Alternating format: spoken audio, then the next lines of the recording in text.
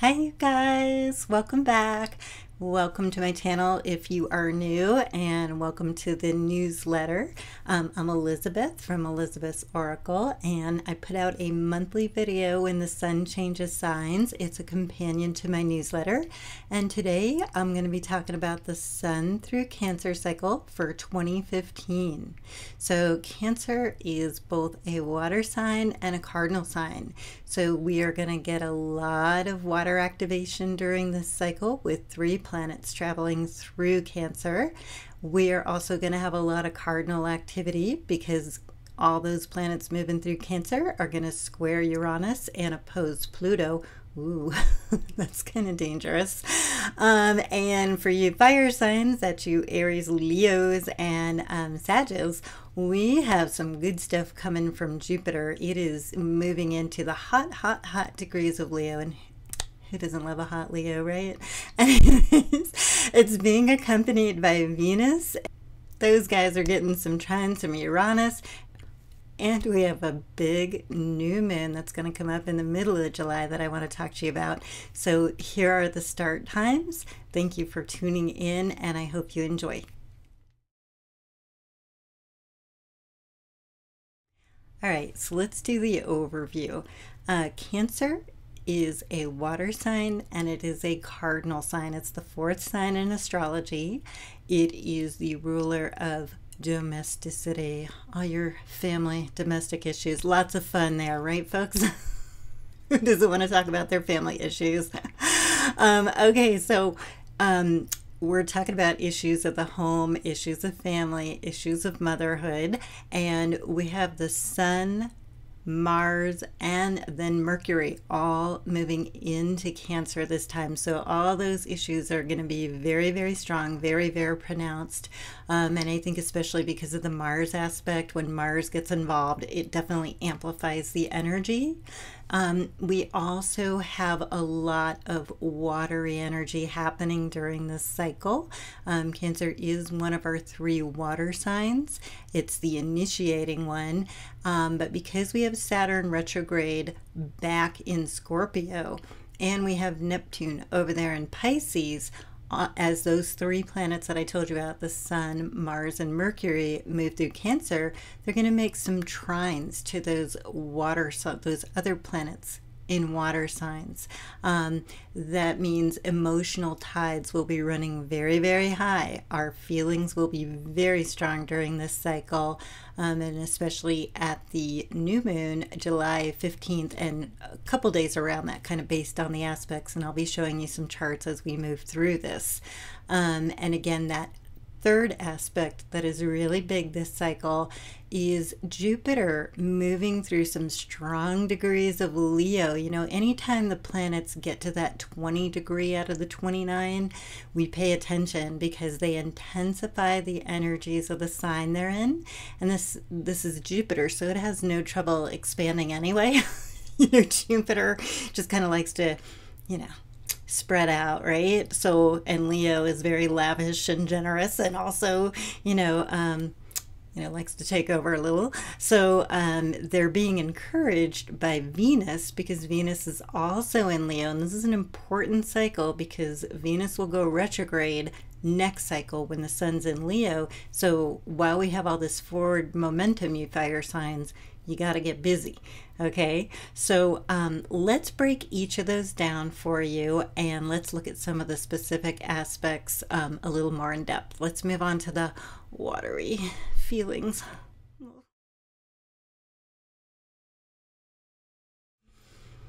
Okay, let's talk about our feelings, shall we? This is what everybody wants to do, right? You want to talk about your feelings. You're going to want to, I'm telling you. This cycle, it's unavoidable. As I said, on the 21st, the sun goes into Cancer. Then on the 24th, just 3 days later, Mars goes into Cancer. And a lot of people don't like that. You know, I think it just is provocative in general, Mars, but it's bringing up our feelings. And then Mercury will get there. So we're going to be thinking about how we feel. So you can't avoid it. They are what they are. And again, with Saturn having retrograded back into Scorpio, we're really going to be feeling things. So the important thing when we get this many planets in water signs is to be honest about your feelings and to not underestimate the impact, the power of our feelings. Think about water, and that's what all these planets in the water signs are talking about, our emotional energy, the tides, so to speak, of our feelings. So when we think about water, obviously it's a vital thing. And if we're doing it in a healthy way, we're really healthy, we're expressing our feelings, we find appropriate outlets, we let those we love know how we feel about them, and there's a closeness and there is a nurturing quality that is, part of the Cancerian thing.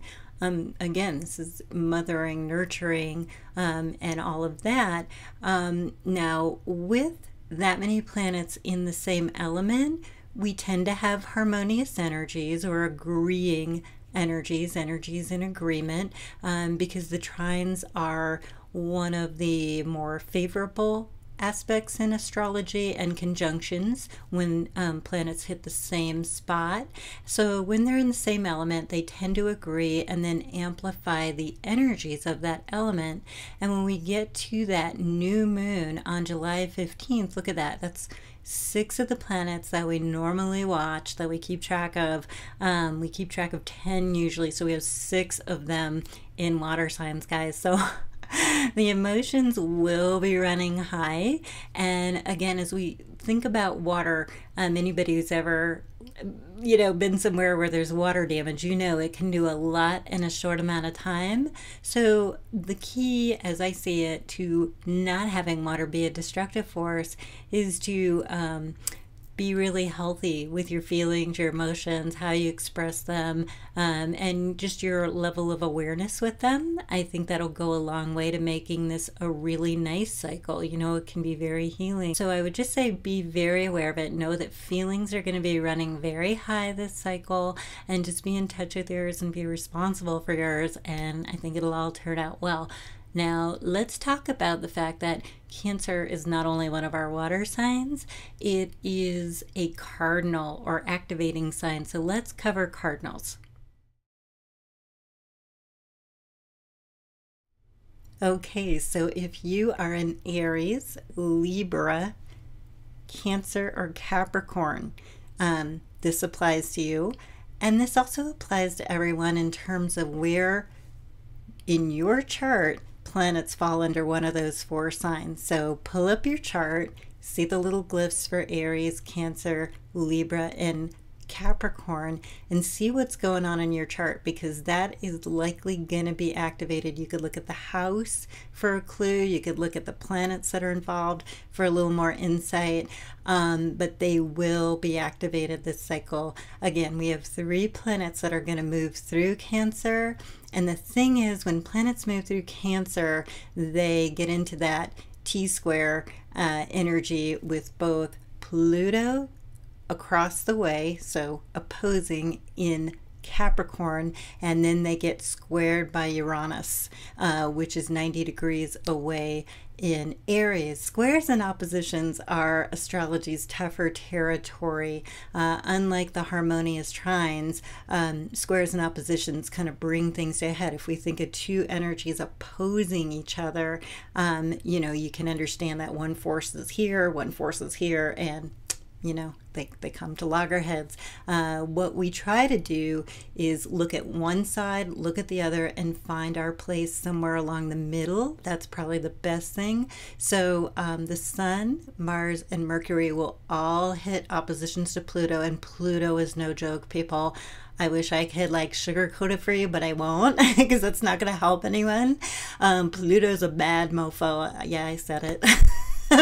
Pluto means business, and it is churning up all the unresolved stuff, all our, underworldly, dark stuff, and so all the shadow stuff is churning away, and Pluto's retrograde, so it's really doing like a double churning. So when all those other planets come into opposition stuff is likely to be churned up that's going to have an emotional power. So again, how do we, let that stuff come up, be honest and authentic about our feelings, and yet, be healthy. And the thing is, if you think, oh no, I don't want to do that Pluto stuff, that looks, too intense, well, yeah, Uranus is just a few degrees further along than Pluto right now. So as these planets hit, the planets in Cancer are opposed by Pluto within a few days, they then get squared by Uranus. So the way that my guides said to explain this was spiritual acupressure. So if you've ever had acupuncture, acupressure, or a good shiatsu massage, you can think of that point where the masseuse or the therapist is putting that needle or their fingers like really digging in, and you're like, no, this is so, whoa, that hurts. But like if they can just dig in a little more, something's gonna give, and something's gonna be released. So I'm seeing this Pluto thing as pulling up, digging up those toxins, toxic thoughts, toxic feelings, junk that none of us need to be carrying around anymore in 2015.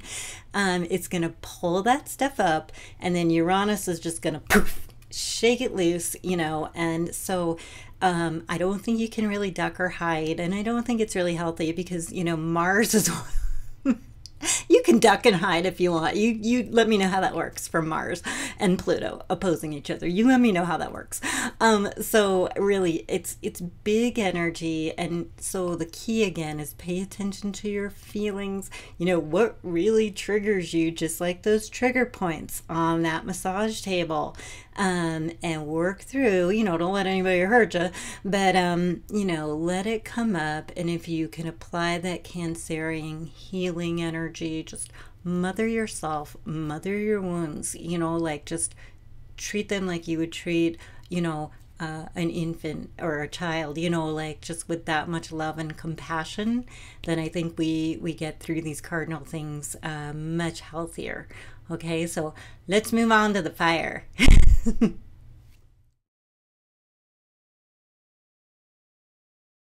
Okay, so let's talk about those fire signs. Right now we have Jupiter hitting some of the stronger degrees of Leo, and it is being accompanied by Venus, the planet of pleasure and how we experience pleasure. It's also relationships, beauty, all of that. It's in Leo. Those two are going to make a conjunction on July 1st, and they are both going to be receiving trines from Uranus.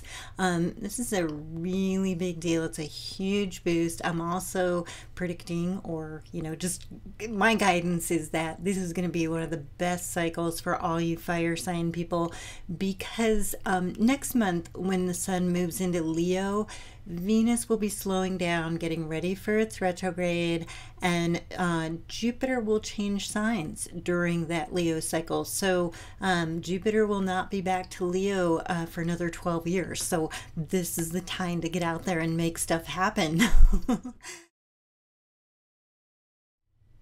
Uranus is the planet of surprises, shocks, can be chaos, but if we look at it as like new opportunities and the ability to shake things up, we can utilize both the qualities of Aries, the sign that Uranus is in.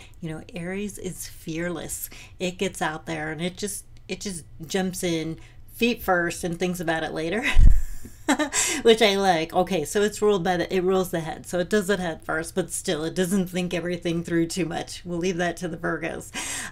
So when you think about that, all that enthusiasm in fire, amplifying the planet of expansion, Jupiter, all of that getting a lift from Venus, we have a lot of powerful fire energy. So again, anyone who is a Leo, Sag, or Aries, or who has a moon in one of those signs, or if that's your rising, you should really feel the lift from this. But also, don't sit around waiting for the planets to do something for you. Get out there and really harness these energies while they are so strong, and also getting this cardinal, push. All those cardinal energies are about new opportunities, new beginnings. You know, that's what cardinals do. They start each cycle. So they're pushing us to start new ventures. And if you add that to the fire sign trining, you just have a lot of opportunity during this cycle that, again, is going to shift when we get the sun into Leo. So I would really say get out there and make things happen. Okay? Okay, and so lastly, my little resources section at the end of my videos. I'm Elizabeth from Elizabeth's Oracle. I am a full-time light worker. I do have lots of astrology software, so I can read a chart and all of that. I give readings full-time. That's what I do. And so if you'd like a reading, please pop over to Elizabeth's Oracle. There is a YouTube offer here that's for you guys where I give 5 free minutes with your first order. If you order, you do have to order. And otherwise, you can sign up to the free monthly newsletter, and I'm super respectful of everybody's information, you know. And you can also listen for free to me with my friend Kristy Ayala. We're doing her show, Kristy's Connection to the Soul. She channels information from the angelic realm, and then we mix it up with the astrology and we share all that, and the link is here in the box. And the other two things that I linked just really quickly, Saturn is now back in Scorpio like we talked about, and it's only going to be there for 3 months. And people are saying, like, only? Really, Elizabeth, did you just say only? The reason I'm bringing that up is I put a couple guides in here. One is about Saturn in Scorpio and the other one is about Saturn in Sag. And the reason that I bring that up is we only have these 3 months to finish up whatever Saturn had for us in Scorpio. We won't get that transit again for 29 years. Hooray! But seriously, you would want to know what area of your life, you know, to get handled, you know, take care of the unfinished business. And if you need to know more about that, check out last month's video. I totally covered that in depth. But there are some really well done articles that I included here in the description box because I think they could help you so you know, okay, A, I got to clean this up before September 17th, and B, this is what I'm going to be working on until December 2017.